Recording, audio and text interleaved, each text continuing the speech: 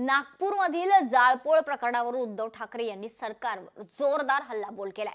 मी आरएसएसला धन्यवाद देऊ इच्छितो, कारण औरंगजेबाच्या थडग्याचा विषय ज्यांनी काढला त्यांनाच त्या थडग्यात गाडला असा टोला उद्धव ठाकरेंनी लगावलाय। औरंगजेबाची कबर छत्रपती संभाजीनगरात, पण दंगल मात्र नागपुरात घडते। मुख्यमंत्र्यांच्या होम पिचवर अशा घटना घडतायत असं म्हणत उद्धव ठाकरेंनी सरकारवर टीका केली।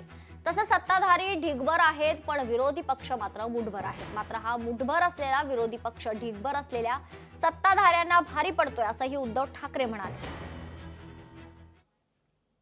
आज पहिल्या प्रथम मी आरएसएसला धन्यवाद देऊ इच्छितो, कारण त्यांनी औरंगजेबाच्या थडग्याचा विषय ज्यांनी काढला होता त्यांनाच त्या थडग्यामध्ये गाडलं, आणि म्हणून मी आरएसएसला मुद्दामून धन्यवाद देतोय।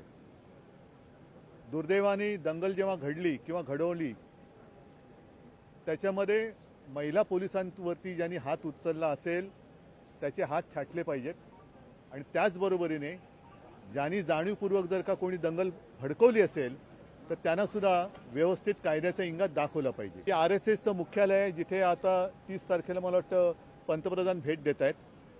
गडकरींचा गड आहे, माननीय मुख्यमंत्र्यांचा तर तो होम पिच आहे। अशा या होम पिचमध्ये किंवा होम पिचवर जातीय दंगल घडवली गेली, जातीय दंगल झाली। औरंगजेबाचा थडगा आहे छत्रपती संभाजीनगरमध्ये। महाराष्ट्रामध्ये कुठेही त्याचे तसे पडसाद न उमटले नाहीत, पण नागपूरमध्ये घडलं।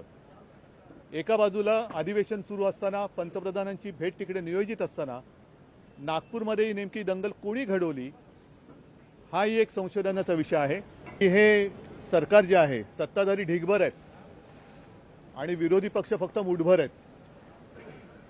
मुठभर असलेला विरोधी पक्ष ढिगभर असलेल्या सत्ताधाऱ्यांना भारी पडतोय।